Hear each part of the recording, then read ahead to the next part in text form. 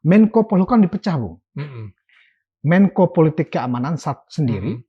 Menko Hukum dan HAM sendiri. Iya, Nah, itu di Menko Polhukam ada nama Budi Gunawan. iya, Menko Hukum dan HAM ada nama Yusril Iza Mahendra. iya. Ini bocoran ya, Iya, iya. belum resmi. Menteri Dalam Negeri, Menteri Luar Negeri, dan Menteri Pertahanan menurut saya akan dipegang oleh orang-orangnya Prabowo. Presiden adalah penguasa tunggal eksekutif. Wakil presiden harus ikut apa kata presiden. Dia bagian dari gerbong. Lokomotifnya ada di presiden. Saya kira tinggal presiden membagi tugas kepada wakil presiden. Apakah tugasnya terkait dengan bidang-bidang Kemenko yang dibagi ini, ataukah jangan-jangan hanya untuk gunting pita peresmian aja?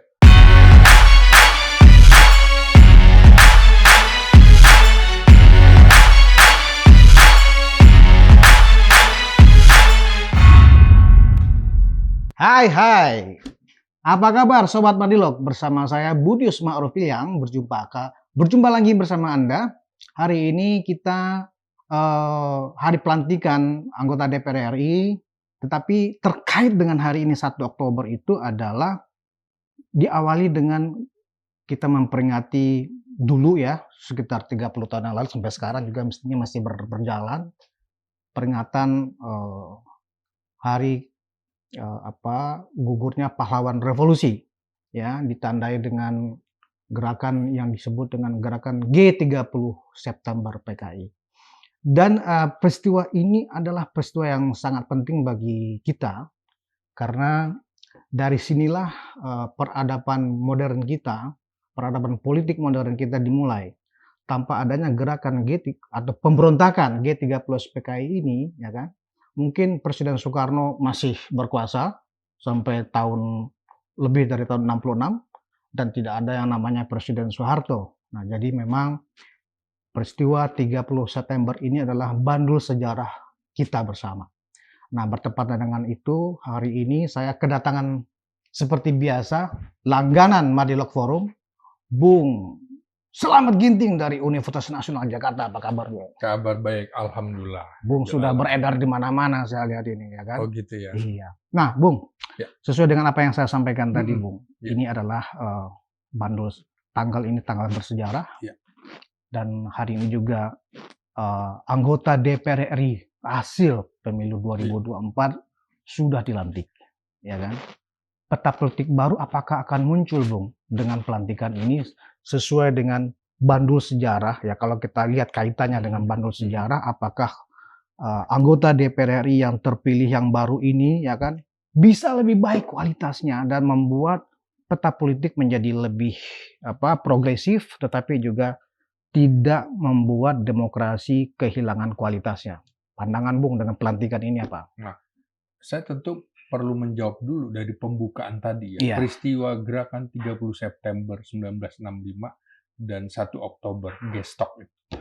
Nah, tentu yang di luar perkiraan orang, sesungguhnya perang cyber itu sudah terjadi sejak tahun 1965-an itu. Ya? Ya. Kaitannya apa, Bung? Begini, kondisi dunia sedang perang dingin antar Uni Soviet dengan Amerika. Nah, disitulah sesungguhnya isu Dewan Jenderal muncul. Isu Dewan Jenderal itu muncul sesungguhnya ada dokumen palsu yang dibuat oleh seorang mayor intelijen, Mayor Lauda nama dari Cekoslowakia. Ini disusupkan dan itu kemudian ditemukanlah dokumen Gilsrick. Itu seorang orang Inggris gitu ya, yang di situ disebut ada istilah Dewan Jenderal.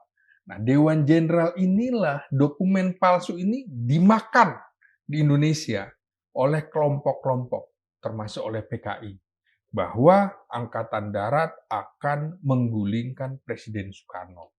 Nah, pada saat di awal Agustus 1965, Presiden Soekarno kan sakit keras. Ya. Nah, inilah menurut saya dokumen yang tidak diklarifikasi sejak awal bisa menjadi petaka. Ternyata itu dokumen palsu dan itu dipercaya oleh oleh PKI bahwa dokumen ini benar, bahwa Angkatan Darat akan melakukan kudeta. Padahal Dewan Jenderal yang dimaksud adalah Dewan Jabatan Kepangkatan Tinggi bagi perwira menengah, kolonel untuk menjadi perwira tinggi, dan itu ada. Jadi maksudnya ini katanya dengan siber itu sudah ada sejak lama itu Ya gimana? ini namanya dokumen palsu, cyber.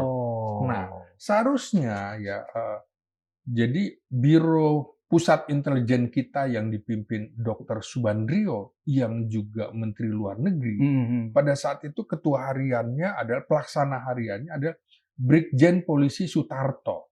Nah, seharusnya sebagai polisi dia bisa lakukan uji forensik gitu. Ini betul nggak dokumen ini? Yeah. Tapi kan persoalannya Brigjen Polisi Sutarto itu sohib dari DNID dekat dengan PKI, sehingga ini menguntungkan bagi PKI begitu ya. Dan Subandrio juga cenderung lebih dekat dengan PKI.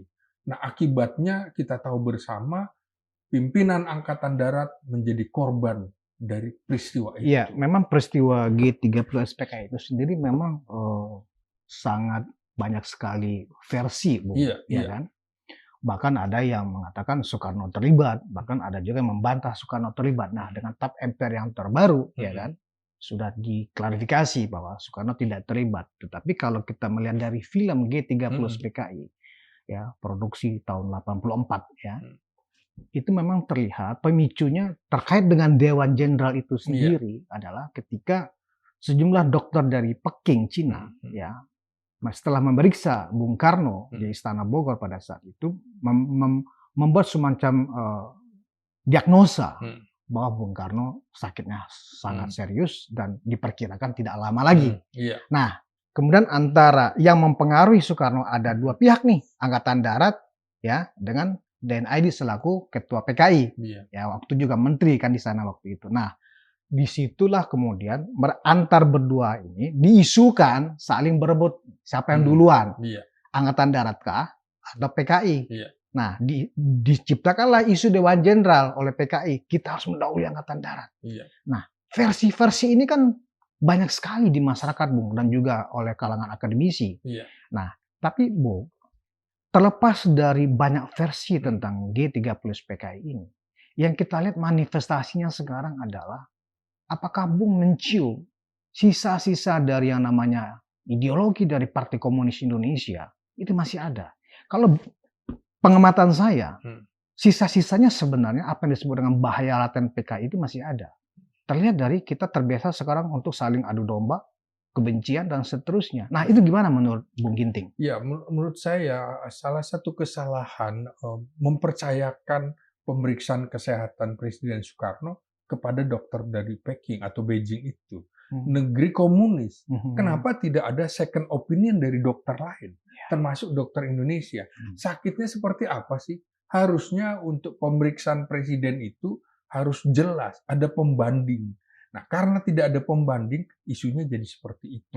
Sama dengan tadi, tidak di forensik hasil dokumen distrik yang ditemukan di puncak bahwa ini dokumen yang menyebutkan misalnya our friend army lokal, jadi teman lokal Angkatan Darat. Nah, padahal pada waktu itu memang pada 1963 kita kan sedang berperang Ganyang Malaysia, Ganyang Neokolin. Inggris itu kan raja kolonial, gitu ya. Maka kemudian yang barat-barat itu didemo kan, kedutaan-kedutaan termasuk Inggris. Nah, itu diselamatkan oleh Angkatan Darat gitu kan dari demo yang memasuki kedutaan-kedutaan. Jadi teman lokal Angkatan Darat di Indonesia antara lain seperti itu. Dan kebetulan memang pada saat itu beberapa perwira Angkatan Darat memang dia lulusan sekolah-sekolah termasuk di Amerika itu. Nah, kembali lagi ke persoalan ini bahwa bagaimana dengan ideologi ini ya. Ideologi itu ya tidak akan bisa dikubur hilang begitu aja ya. Ideologi komunis, sosialis menurut saya ya dia selalu hidup. Seperti itu selalu hidup. Kan yang menarik yang menjadi pertanyaan orang itu dalam 10 tahun terakhir itu, kok kesannya adalah yang diserang kok Islam aja gitu. Kenapa tidak pernah membahas ideologi komunis gitu. Jadi ini kan selalu bandul. Kalau kelompok Islam ditekan-tekan terus, maka akan muncul menuding ini pihak komunis gitu. Kalau pihak komunis yang tuding, ini yang Islam. Selalu begitu. Karena itu di Indonesia, pemimpin itu harus menguasai bandul. Ada ekstrem kanan, ada ekstrem kiri. Dia harus kemudian firm di tengah. Maka menurut saya, tap-tap MPRS dan tap MPR yang sekarang seperti dimasukkan di dalam peti mati, itu juga seperti mengorek luka lama. Apakah anggota MPRS yang pada tahun 67 membahas pertanggungjawaban Presiden Soekarno, Nawaksara, dan juga pelengkap Nawaksara itu adalah orang-orang bodoh? Kan tidak. Jangan-jangan dia lebih berkualitas daripada anggota DPR MPR yang sekarang ini. Nah, jadi menurut saya, sudahlah.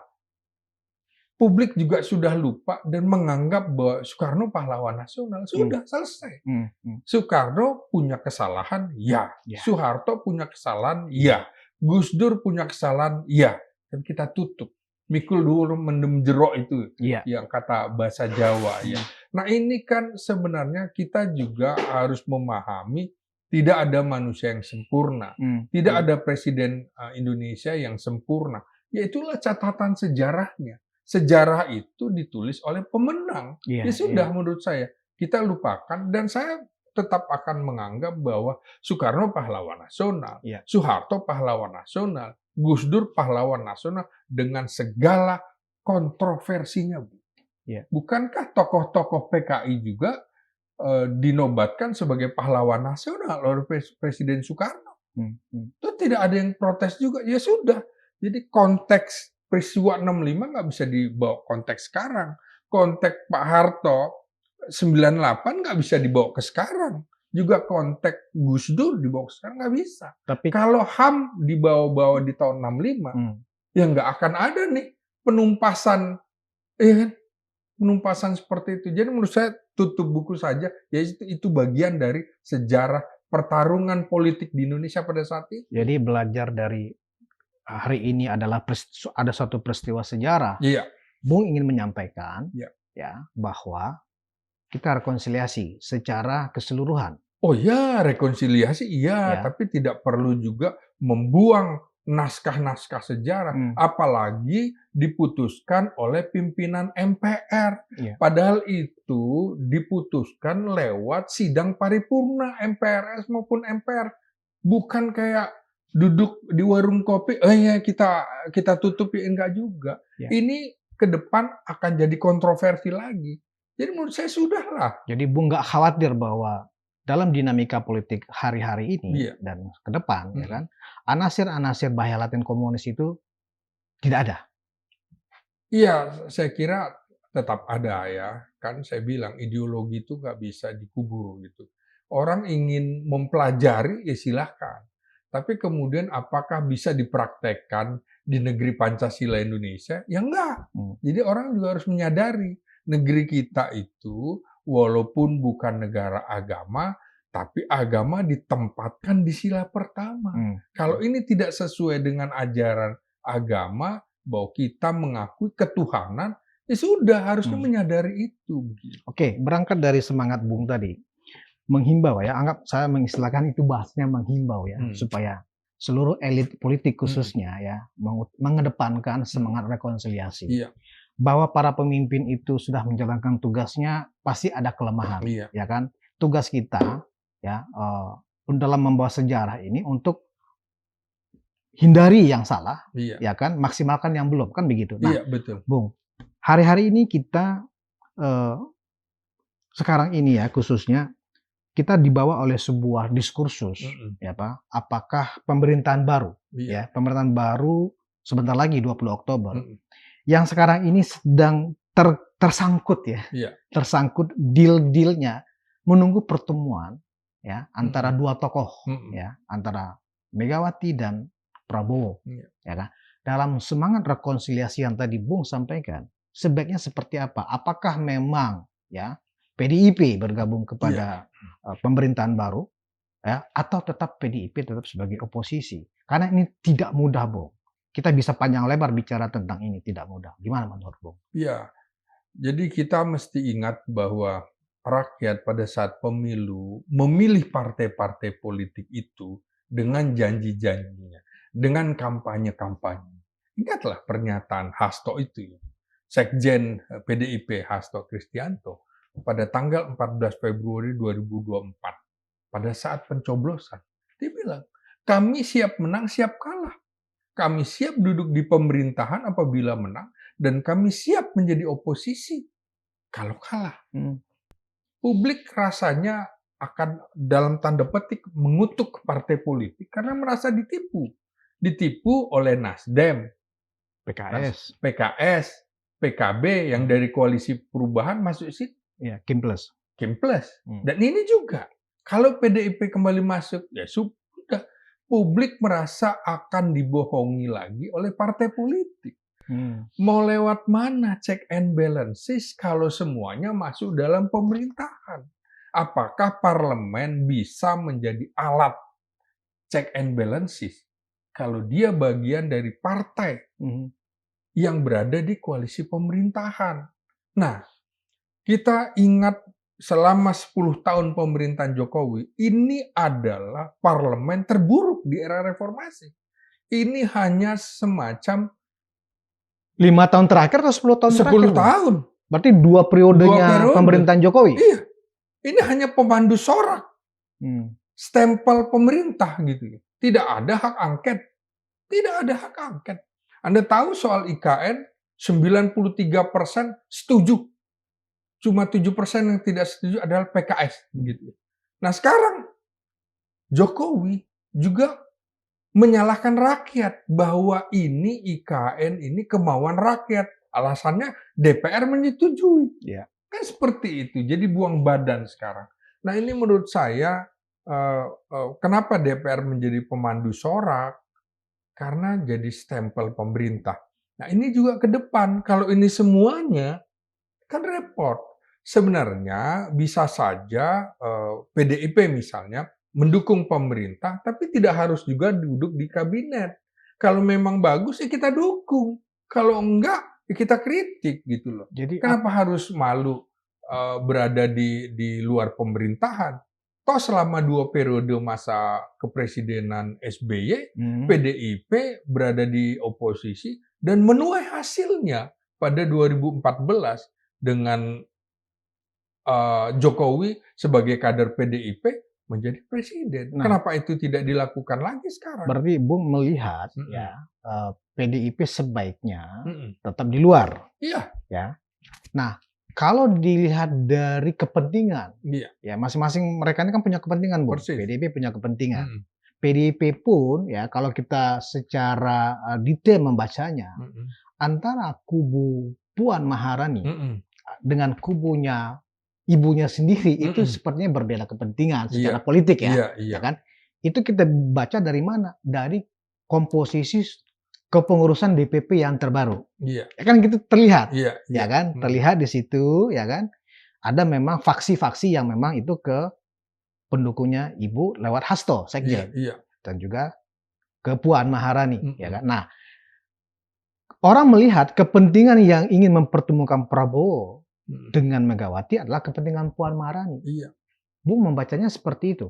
Ya begini, ini kan usia Megawati sudah sepuh ya. Usianya sudah 77 tahun.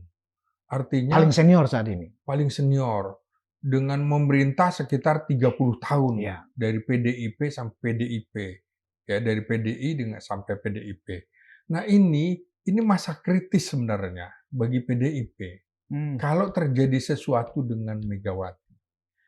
Karena partai ini mengidentikan dirinya dengan keluarga Soekarno.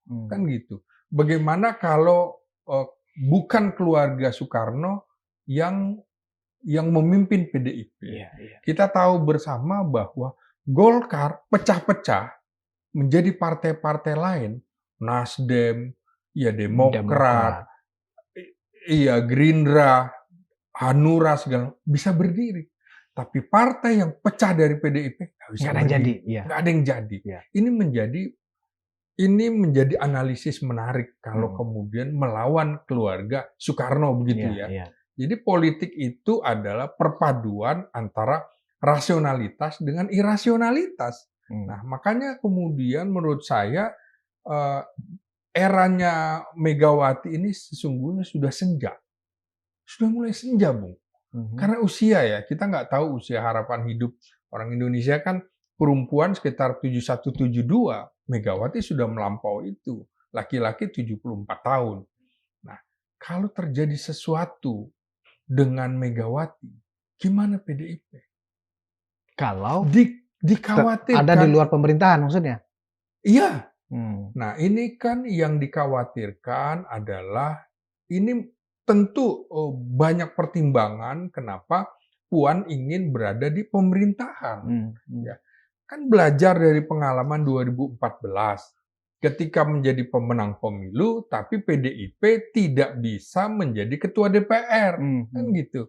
Ini PDIP sekarang menurut saya takut gitu loh, takut undang-undang ini diubah atau aturan mainnya diubah sehingga PDIP yang memiliki 100 kursi, 110 kursi, 19%. iya pada pemilu saat ini, jangan-jangan bisa kemudian dibendung dikalahkan oleh Golkar Bisa. yang memiliki 102 kursi, beda 8 kursi, tapi didukung oleh Koalisi Indonesia Maju. Yeah. Inilah yang kemudian menjadi seni bagi PDIP juga untuk memainkan beberapa langkah gitu ya. Ya, langkah dekat dengan Prabowo, menjauh dari Prabowo. Apakah kemudian juga tidak ingin bermain mata juga dengan Jokowi? Kan kok penuh pertimbangan semuanya. Nah, menurut saya dalam diri Puan Maharani itu ada gen Taufik Kemas yang lihai dalam berpolitik. Misalnya PDIP beroposisi terhadap Demokrat pemerintahan SBY. Tapi SBY memberikan tempat kepada Taufik Kemas untuk menjadi ketua MPR. Ya. Namun di balik itu sepertinya tiada bulan tanpa demo begitu ya. Dan itu orang tahu bahwa itu PDIP gitu kan. Nah, menurut saya pertemuan SBY dengan Prabowo bisa juga dimaknai kira-kira begini. Mas Bowo, saya dulu pernah memerintah, Pak Taufik Kemas saya kasih posisi ketua MPR, saya masih diganggu juga gitu. Jangan-jangan Anda bisa diganggu juga kalau kemudian tidak mengakomodasi PDIP. Di sisi lain menurut saya Prabowo juga berkepentingan karena ada Golkar yang sangat besar. Kalau Golkar berkhianat, dia mau dekat kemana gitu? Kan Golkar ini punya potensi seperti itu, Bung ya. Punya potensi seperti itu. Maka PDIP bisa menjadi partner strategis. Apalagi di dalam koalisi ini juga ada 3 presiden, Presiden Prabowo, Presiden SBY, dan Presiden Jokowi. Melalui anaknya masih ada sebagai wapres, Gibran bin Jokowi itu. Jadi menurut saya untuk keseimbangan stabilitas Prabowo juga mesti seperti itu. Jangan lupa loh, background Prabowo itu militer. Bagi militer, stabilitas itu nomor 1. Jadi apa menurut Bung yang sebaiknya disikapi oleh Prabowo dalam menjaga keseimbangan itu tadi? Iya, pertama ya kalau bicara, karena begini Bung, maaf sebelum dijawab. Kalau toh misalnya permintaan dari Puan ya untuk mengatur pertemuan antara Megawati dengan Prabowo ini terjadi, bisa jadi konsekuensinya adalah PDIP kehilangan konstituennya karena dianggap berkhianat. Kan begitu. Kenapa dianggap berkhianat? Karena di Prabowo ada Jokowi. Sementara Jokowi di mata sebagian besar PDIP saat ini, kelompok fanatik dianggap sebagai orang yang sudah berkhianat. Ya, walaupun itu persepsi. Ya, menurut Bung gimana? Maka cara cantiknya bisa orang yang terafiliasi dengan PDIP, tapi bukan seperti kader murni PDIP, tapi yang profesional yang baru masuk. Misalnya, jangan lupa, siapa yang mempertemukan Prabowo dengan Jokowi di kereta MRT atau LRT dulu? Budi Gunawan. Budi Gunawan. Dia malah identik dengan PDIP. Walaupun bukan kader ya. Walaupun bukan kader, sangat dekat dengan Megawati karena pernah menjadi ajudan dan lain-lain. Maka kemungkinan yang diambil oleh Prabowo adalah Budi Gunawan. Kan menarik. PDIP Masuk sangat akal. keras, ya, sangat keras sekali. Tapi Budi Gunawan tidak diganti. Di sisi lain Budi Gunawan juga sampai sekarang masih orang kepercayaannya Presiden Jokowi. Iya. Buktinya terlama sebagai kepala BIN. Iya kan? Iya, jadi dia jalan tengah. Seperti misalnya juga mengapa ada Pramono? Pramono adalah orang yang bisa diterima Jokowi, yang bisa diterima oleh Prabowo, yang juga bisa diterima oleh Megawati. Jadi politik itu nggak bisa hitam putih. Dilihat semuanya, perwakilan apa. Maka misalnya juga seperti Abdullah Azwar Anas, kan bukan murni kader PDIP. Iya. Sebelumnya juga adalah PKB kan. Baru menjelang pilkada Jawa Timur dulu kan. Baru setelah jadi menteri, dia sudah mengklaim dirinya sebagai orang PDIP.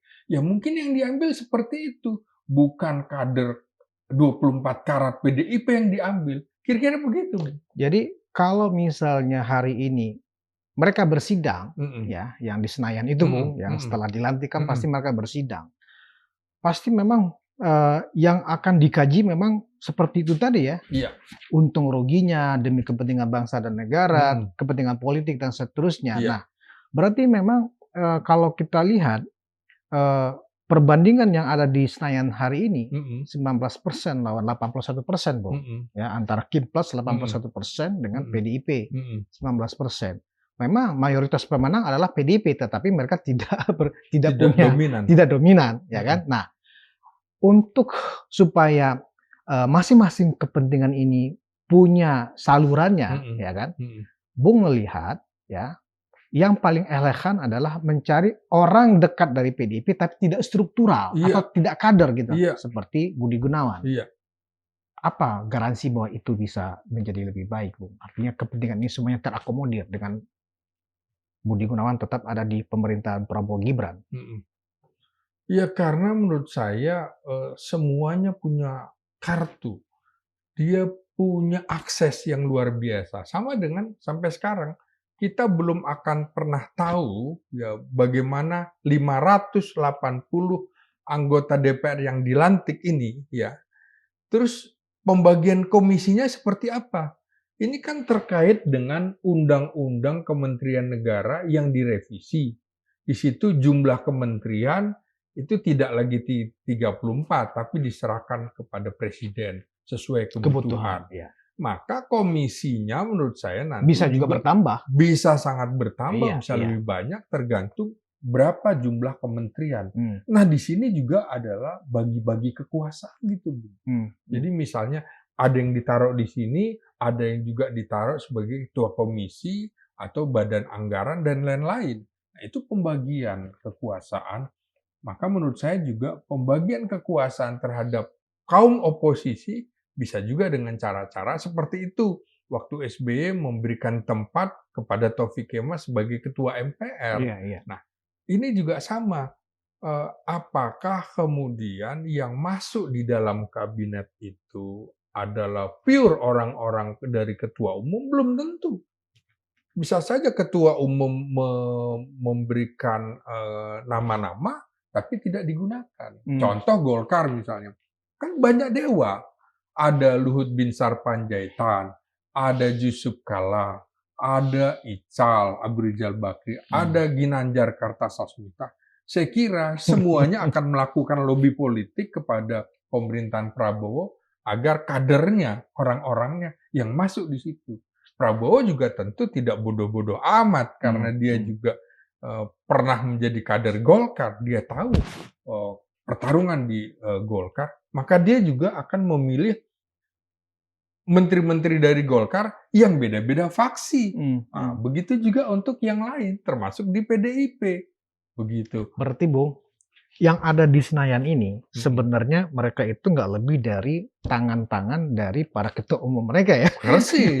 Itulah oligarki Iya, iya, politik iya. itu, Bung. Artinya apalagi mekanisme PAW juga masih berlaku ya Masih kan. berlaku. Artinya begini, kalau kita memberikan semacam harapan-harapan Mhm. yang bagus ya Mhm. kepada wakil rakyat yang Mhm. terpilih yang hari Iya. ini dilantik, itu juga rasanya juga nggak perlu juga terlalu optimis sekali karena mereka ini adalah orang-orang dari ketua umum mereka, ya Iya. kan. Mereka Mhm. juga ingin misalnya punya sikap sendiri sebagai Mhm. seorang politisi di Senayan juga nggak bisa karena Iya. mereka harus sesuai dengan apa perintah dari ketua umum, begitu ya, Bung? Iya. Jadi harapan kita, harapan rakyat ya khususnya kepada wakil rakyat itu sebenarnya nggak relevan juga berarti. Ya siap-siap kecewa aja. Siap-siap kecewa. Iya.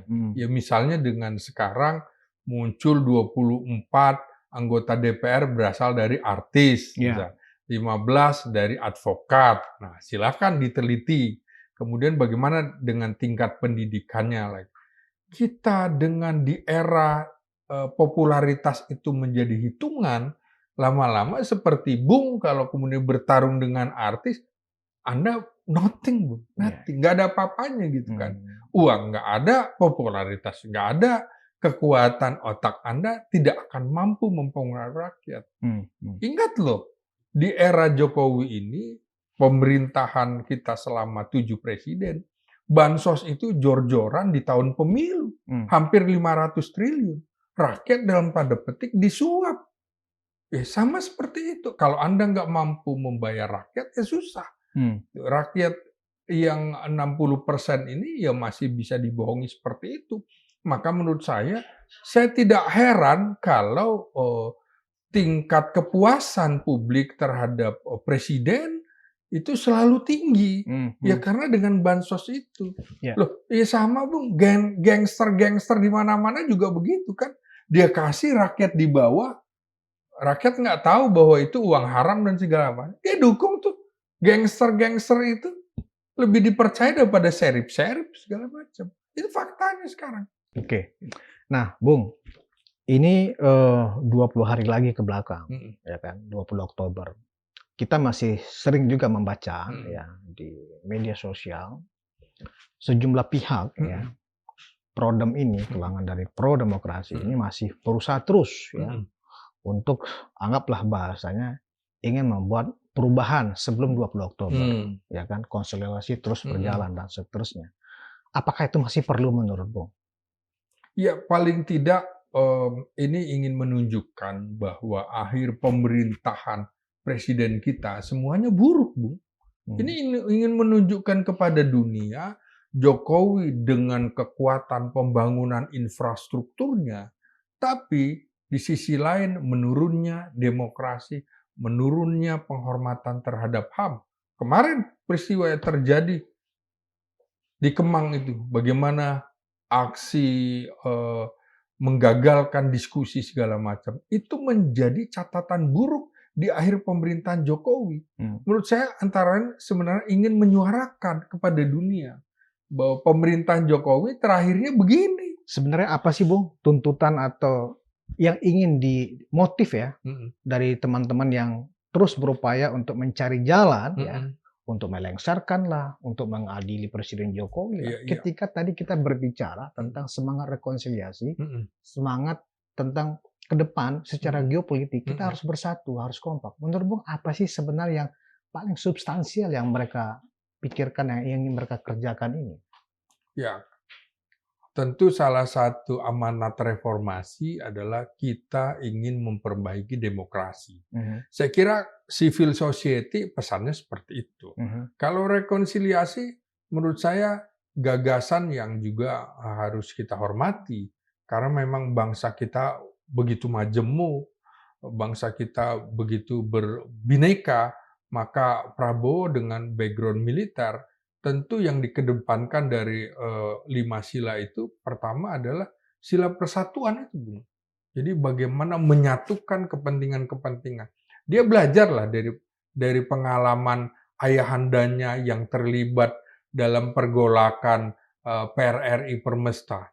Toh di era reformasi juga dimaafkan. Kata pemberontakan diganti jadi pergolakan. Ini kan otonomi daerah yang kecepatan, yang kita sekarang otonomi, tapi orang itu sudah berpikirnya jauh sebelumnya.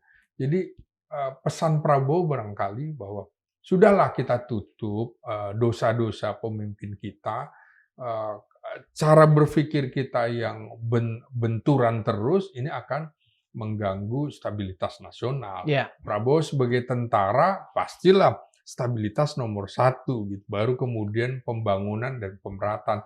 Lagi-lagi, trilogi pembangunannya Pak Harto akan digunakan. Seperti juga Trisaktinya Bung Karno akan dia gunakan. Tapi pesan Prabowo ini sampai nggak sih ke teman-teman Prodem ini, Bu?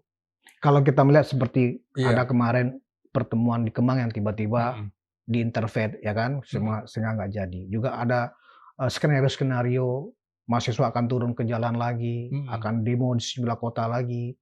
Artinya apa? Kalau misalnya ya pesan-pesan Prabowo untuk menghimbau dan mengajak, yuk kita sama-sama, ya kan, membangun bangsa ini. Tapi kenapa pesan-pesan ini masih sepertinya belum bisa diterima oleh teman-teman pro-demokrasi ini?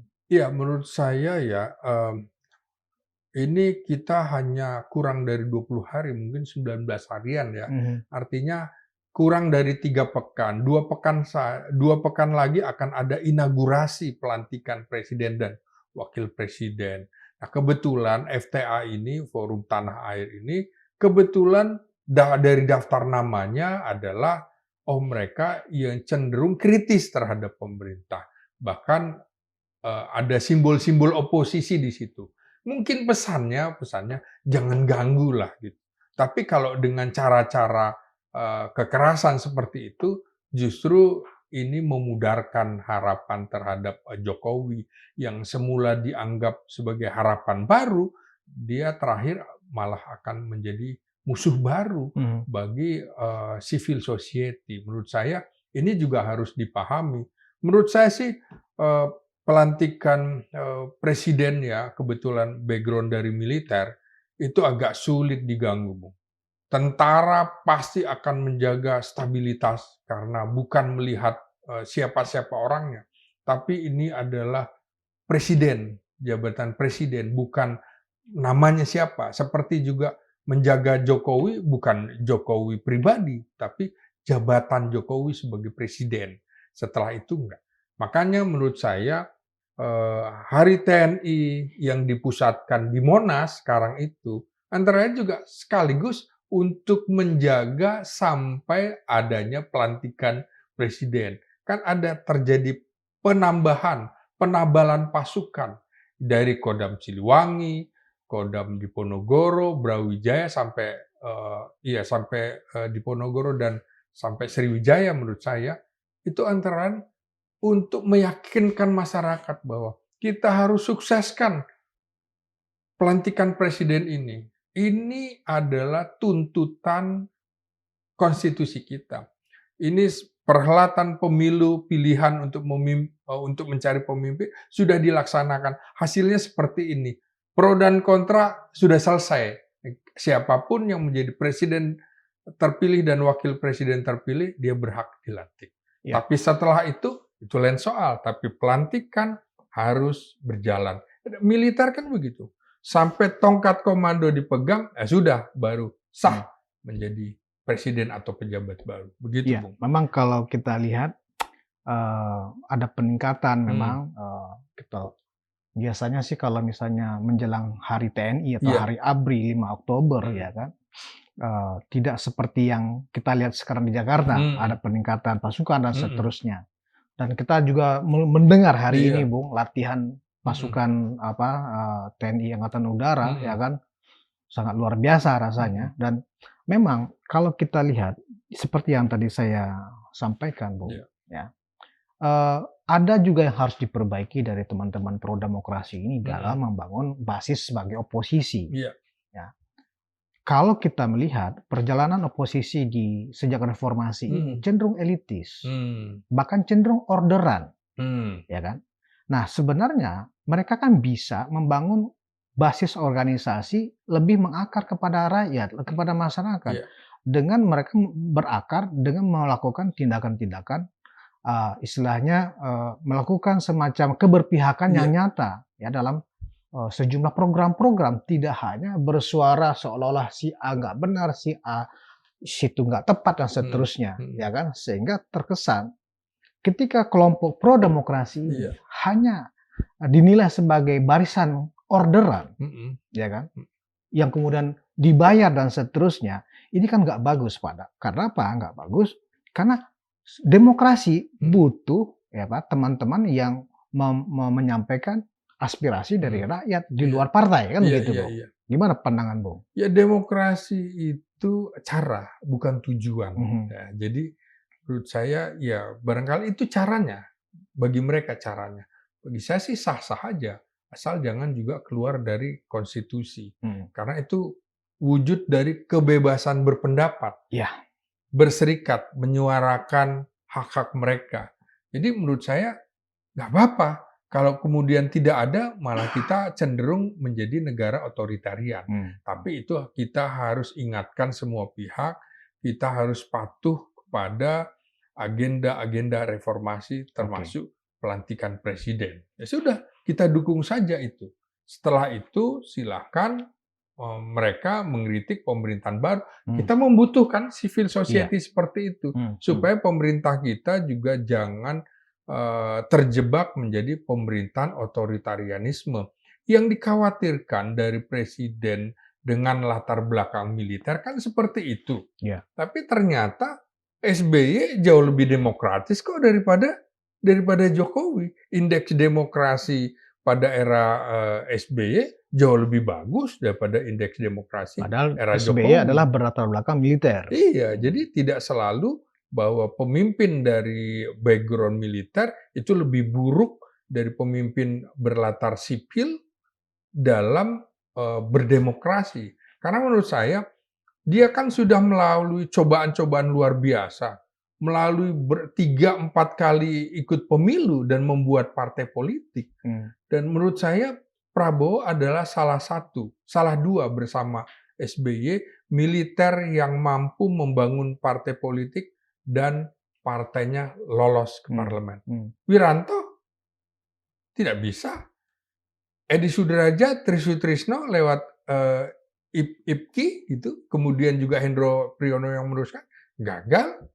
Yang lain coba membuat partai politik juga tidak bisa. Saya pikir kita harus hargai apa yang diupayakan oleh SBY, apa yang diupayakan oleh Prabowo. Berbeda dengan era Pak Harto ya. Dia masuk menjadi presiden melalui peristiwa dramatis, tidak melalui pemilu kan begitu. Nah, kalau ini kan melalui pemilu langsung lagi. Saya kira kita harus menghormati mekanisme ini. Jadi polarisasi karena ada ketidakpuasan, ada protes kepada hasil kepemimpinan Presiden Jokowi selama anggaplah 5 tahun terakhir, ya kan? Itu menurut Bung, apakah harus tetap dilanjutkan menjelang hari ini sampai 20 Oktober atau sudahi saja? Karena kita lebih fokus kalau memang ada masalah. Anggaplah masalah fufu-fafa, kan begitu ya? Kan masih dianggap belum selesai. Ya, itu proses hukum saja, kan begitu. Siapa yang mendalilkan dia harus membuktikan. Kan azas hukum itu kan yang harus diterapkan sebenarnya. Betul. Begitu juga dengan protes-protes atau tuduhan-tuduhan yang tentang penjahat demokrasi dan seterusnya. Itu kan sebuah diskursus yang sangat debatable, kan begitu. Jangankan antar orang yang dituduh, di antara pendukungnya sudah debatable. Artinya itu tidak konstruktif bagi semangat bangsa ini ya untuk menjemput kepemimpinan baru 20 Oktober. Menurut Bung gimana? Ya kepada satu kalimat teman-teman untuk ini? itu, Bung. Apa? Dilarang melarang. Dilarang melarang. Iya. Kita dilarang melarang mereka untuk melakukan protes. Biar aja nggak apa-apa. Biarkan saja. Biar saja. Itu kembang demokrasi. Nggak apa-apa gitu loh. Asal jangan di luar konteks dengan kekerasan dan lain-lain. Itu bagian bahwa itu yang disampaikan sifatnya disinformasi, kebencian, dan seterusnya menurut Bung biarkan saja juga. Oh, itu tentu debatable. Apakah betul fitnah? Tentu bagi pemerintah yang berkuasa, kalau tuduhan itu kemudian menyudutkan, dia bisa mengatakan itu fitnah, tapi dibuktikan. Nggak bisa kemudian ini disinformasi, fitnah, kebencian. Nah, kan persoalannya kalau ini suaranya dari pemerintah, bilangnya kebencian, padahal kritis kan begitu. Tinggal dibuktikan ini masuk kritis atau kebencian. Karena ini yang satu adalah juga kecintaan. Jadi apa yang dilakukan sang penguasa betul semua. Di sisi lain, bagi yang ini yang Salah dilakukan semua. penguasa salah semua. Nah, kita jangan mau terpengaruh oleh dua pihak Dua itu. kutub itu ya. Iya, sama dengan fitnah itu. Dibuktikan. Loh, kalau ini benar kok dibilang fitnah? Kan gitu. Bukankah ada pemeo juga bahwa pabrik hoax itu yang paling domain, yang paling bisa melakukan justru pemerintah. Jadi menurut saya disinformasi yang mana? Kalau kemudian pernyataan-pernyataan Menkominfo yang belum ada penyelidikan bilang, oh bukan, ini bukan milik si ini, yang melakukan disinformasi siapa?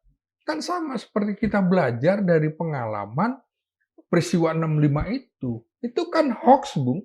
Itu perang cyber sebenarnya sudah terjadi tentang kertas Dewan Jenderal itu.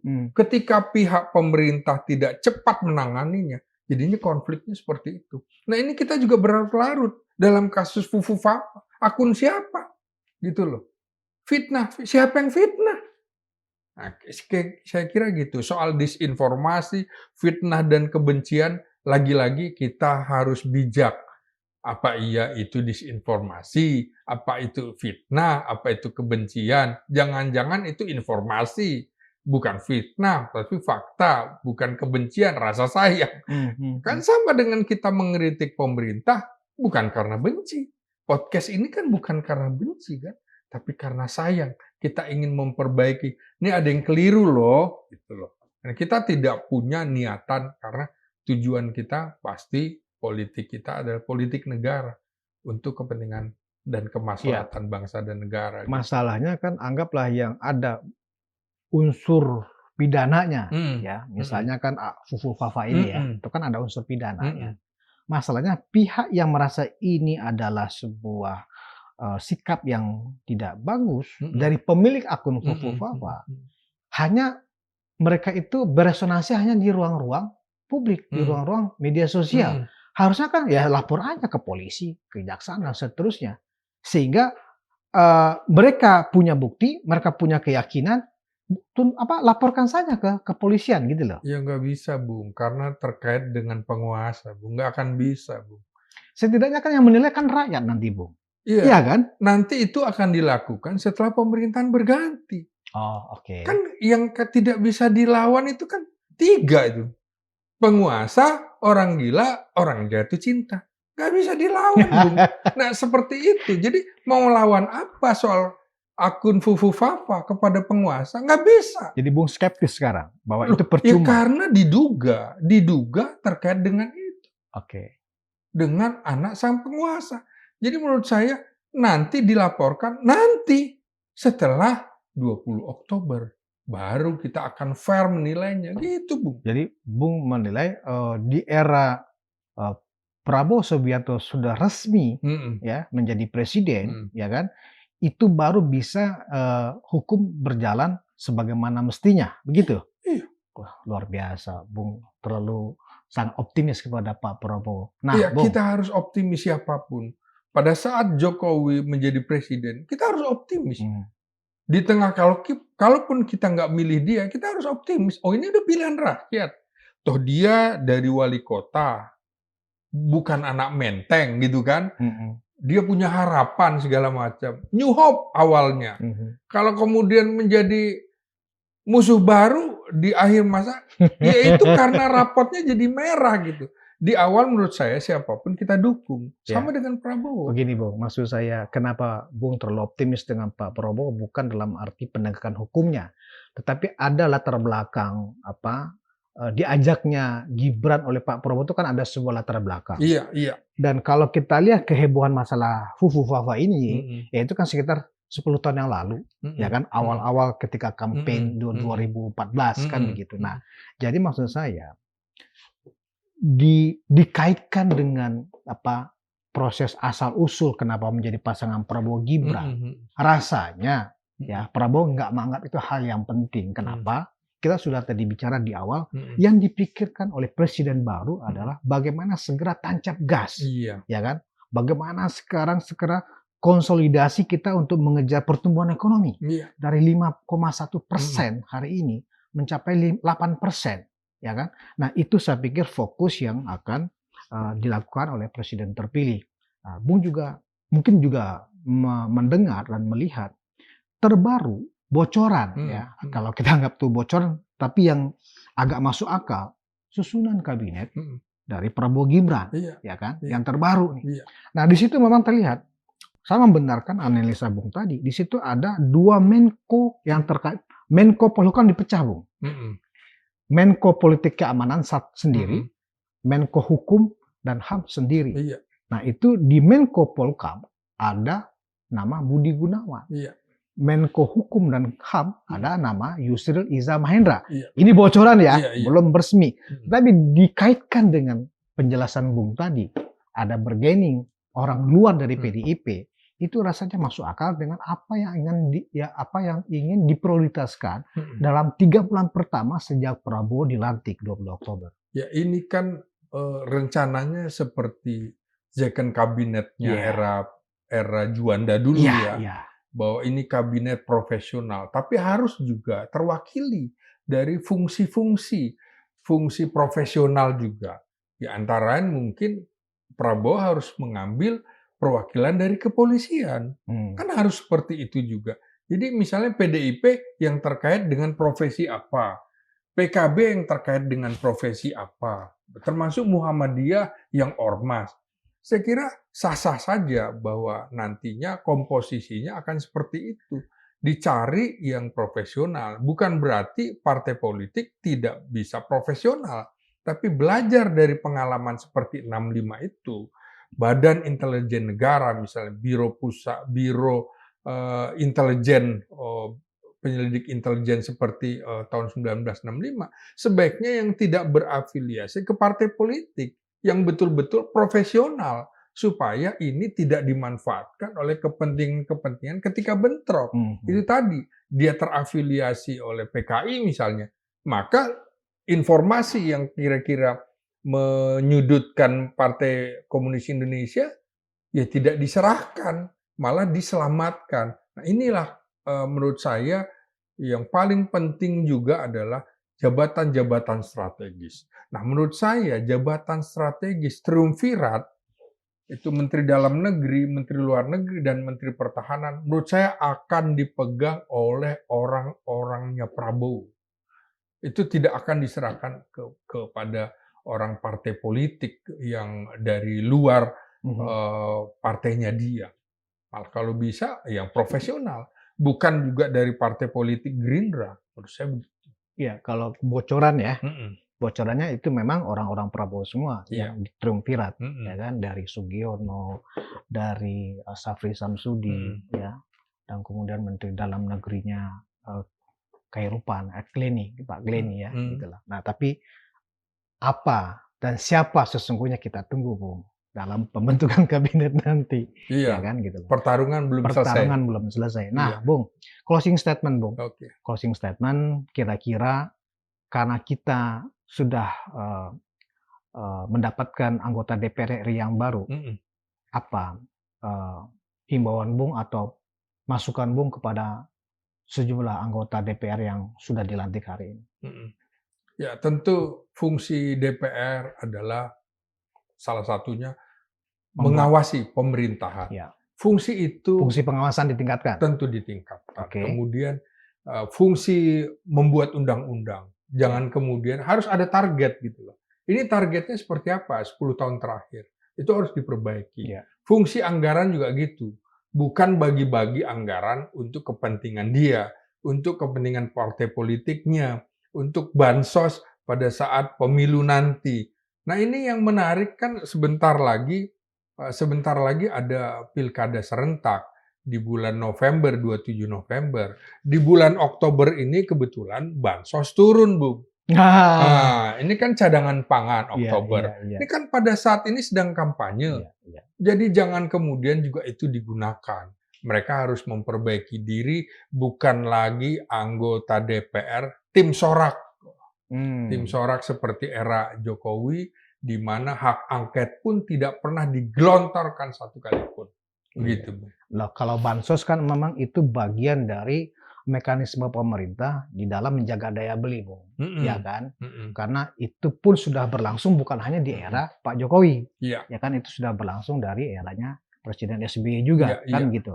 Jadi memang kalau pandangan saya, ya toh, anggota DPR RI ini memang harus meningkatkan kualitasnya di dalam minimal begini, Bung.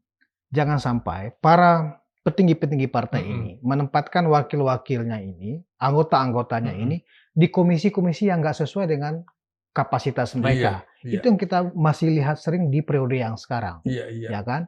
Banyak anggota DPR yang latar belakangnya misalnya pertanian ditempatkan di bidang yang bukan non pertanian seperti itu. Nah, menurut Bung, di dalam hal kemampuan DPR untuk pembuatan undang-undang, ya, apa yang perlu diperbaiki, Bung? Ya, kompetensi. Kompetensi. Kompetensi orang sesuai dengan latar belakang pendidikan, termasuk latar belakang pekerjaannya, karirnya dulu seperti apa. Kalau tidak pernah di bidang-bidang ekonomi, tiba-tiba dia di komisi yang membidangi ekonomi, apa yang mau dia buat? Ya. Pengalaman kita, Bung, dalam liputan-liputan DPR, ketika kita menyaksikan rapat kerja, mereka tidak pernah juga, banyak yang tidak update terhadap sebuah peristiwa. Malah itu terbantu oleh jurnalis yang menyodorkan, nih pertanyaannya seperti ini, nih pertanyaan seperti ini. Nah, menurut saya profesionalitas itu menjadi nomor satu juga selain integritasnya dan kompetensinya.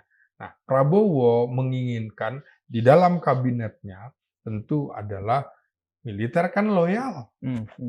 Loyalitas dulu nomor satu. Kalau kita jadi wartawan kan enggak. Kritis dulu, nggak boleh loyal kan. Kalau loyal susah. Militer itu harus tegak lurus. Loyalitas, integritas, kenapa? Karena katanya mau berantas korupsi, ya kan? Dan kompetensi, karena ingin seperti second kabinet. Nah, itu juga mestinya berlaku di parlemen.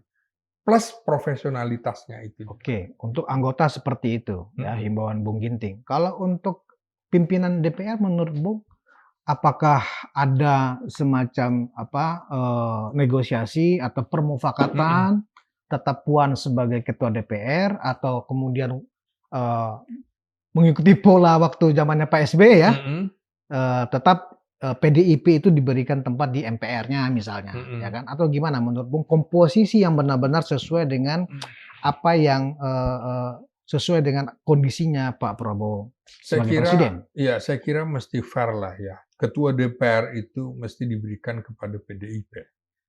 Itu fair menurut Bung? Itu harus fair. Okay. Kita pernah juga tidak fair kan hasil pemilu berarti MPR tetap Golkar? 1999. Ya nanti dirumuskan. Apakah kemudian ketua MPR-nya dari Golkar? Masuk akal juga. Kita punya pengalaman. PDIP menjadi pemenang pemilu 1999, tapi Megawati tidak menjadi presiden. Ini kan pengalaman. Saya kira PDIP juga belajar dari kesalahan dan kekalahan itu, maka perlu negosiasi, perlu melakukan komunikasi politik. Sebagai pemenang pemilu legislatif, harus melakukan komunikasi politik dengan pemenang pemilu presiden, yaitu Prabowo Subianto. Saya kira itu, supaya soliditas ini ada, terbangun di pemerintahan. Kemudian stabilitas politik juga terjaga. Kita perlu stabilitas politik. Kalau tidak, bagaimana kita juga mau membangun di tengah kita harus membayar warisan hutang dari pemerintahan yang lama. Oke. Sekarang bagaimana dengan posisi wakil presiden Gibran Rakabuming Raka? Iya. Kita pernah punya rekaman perjalanan ketika SBY dan JK. Iya. Ya kan? Itu kayak dua matahari, Bu. Ya kan? Nah, di era Presiden Jokowi kembali ditempatkan posisi wakil presiden. Nah, menurut Bung, yang paling efisien, yang paling efektif untuk sebuah pemerintahan, posisi wakil presiden, yang oleh sebagian diragukan kemampuannya, menurut Bung, apa catatannya di sini untuk peran 5 tahun ke depan untuk seorang wakil presiden terpilih Raka Buming? Gibran Iya, Rakabuming. wakil presiden kan pembantu presiden. Ya. Ya. Di Indonesia dengan pemerintahan yang presidensial ini, maka presiden adalah penguasa tunggal eksekutif. Wakil presiden harus ikut apa kata presiden. Dia bagian dari gerbong. Lokomotifnya ada di presiden. Saya kira tinggal presiden membagi tugas kepada wakil presiden. Apakah tugasnya terkait dengan bidang-bidang Kemenko yang dibagi ini, ataukah jangan-jangan hanya untuk gunting pita peresmian aja, karena kapasitas dan kapabilitasnya yang belum cukup. Bisa saja seperti itu. Saya kira ini akan ada pembagian kekuasaan. Persoalannya lagi adalah dia tidak terwakili dalam partai politik. Partai politik mewakili partai politik yang mana? PSI bukan, Golkar bukan, partai-partai lain. Disinilah menurut saya nantinya Gibran menjadi sangat lemah. Karena dia tidak terkait, tidak terikat dengan partai politik. Di mana Prabowo dalam kebijakannya, keputusannya tentu akan mempertimbangkan kekuatan-kekuatan politik, kekuatan-kekuatan ormas gitu. Jadi Walaupun ada saham Jokowi dalam ya, koalisi Indonesia artinya Maju dalam menurut Bung pemerintahan ini. yang paling bagus itu adalah Gibran tetap dalam posisinya ya sebagaimana kita mengistilahkan tetap dalam posisi ban serep aja gitu ya. Iya, Gak usah terlalu banyak yang melakukan manuver-manuver yang sehingga membuat ada dua matahari. iya. Karena kan begini, kekhawatiran seperti itu ya kan karena khawatir Gibran adalah representasi dari Jokowi. Presiden Jokowi kan begitu. Menurut Bung gimana? Ya wajar saja persepsi itu. Orang akan melihat persepsinya bahwa Jokowi tetap ada di istana melalui representasi dari Gibran.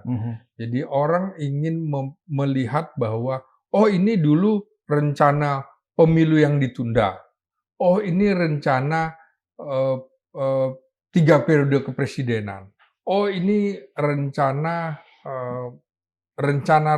politik Jokowi yang kemudian termanifestasi di posisi wakil presiden. Saya kira wajar saja orang mempersepsikan itu sah-sah aja dalam ilmu politik. Kan tidak ada kemudian kita menafikan bahwa selesai pertarungan politik. Tidak akan selesai. Jokowi pasti punya rencana terhadap anaknya. Itu pasti. Jadi wajar saja kemudian partai-partai politik juga memandang Jokowi sebagai aktor politik. Dia bukan sekedar Jokowi yang sudah pensiun dari presiden. Jokowi tetap akan ada. Begitu. Jadi artinya memang formasi ya pemerintahan baru ini kan lumayan sangat stabil sebenarnya, Bung. Ya, Bung tadi mengatakan ini dikawal oleh 3 mantan presiden. Ada Presiden Jokowi, ada Presiden SBY, ya kan, dan juga ada Presiden Prabowo. Nah, kita berharap sih memang situasi-situasi ke depan terkait dengan situasi geopolitik, dengan kondisi domestik kita, politik dalam negeri kita, yang kalau perbincangan kita lebih kurang sejam ini memang kalau arah seperti ini yang dilakukan oleh para elit kita, rasanya ya kan kita akan sanggup terus bertumbuh secara ekonomi sesuai dengan harapan kita semua ya Bung ya? Iya. Insya Allah janji-janjinya harus diwujudkan. Ya. Gitu ya. Bukan hanya kemudian janji-janji omong kosong gitu, omon-omon. Saya kira Prabowo dengan kata-kata omon-omon itu juga akan dikejar oleh civil society. Lo juga jangan omon-omon dong. Janji-janji kampanye wujudkan. Maka kita harus optimistis, Bung. Saya justru, Bung, bukan hanya Prabowo tidak akan omong-omong, mungkin lebih dari itu, Bung. Prabowo akan sangat strong leadership nantinya. Bahkan mungkin oleh kalangan teman-teman civil society ini lah, kok ini sekarang sangat keras sekali kawan ini. Bisa saja, Bung, ya kan? Iya, bisa. Karena kan beberapa kali Prabowo juga mengungkapkan bahwa ancaman Perang Dunia Ketiga ini sudah di depan mata. Ya. Maka rencana sama membuat angkatan keempat, angkatan siber TNI, itu juga karena tantangan ke depan, perangnya bukan lagi perang generasi ketiga. Ini sudah perang generasi kelima, di mana ada disinformasi dan segala macam. Baik, Terima kasih Bung Slamet Ginting sudah berbincang-bincang dalam Manilog Forum hari ini. Sobat Manilog, perbincangan yang sangat enak. Kita bercakap-cakap dengan Bung Slamet Ginting yang hari ini sangat akomodatif, sangat berpikiran konstruktif buat kita semua. Demikian, kita ketemu lagi dalam episode yang mendatang. Terbentur, terbentur, terbentur, terbentur.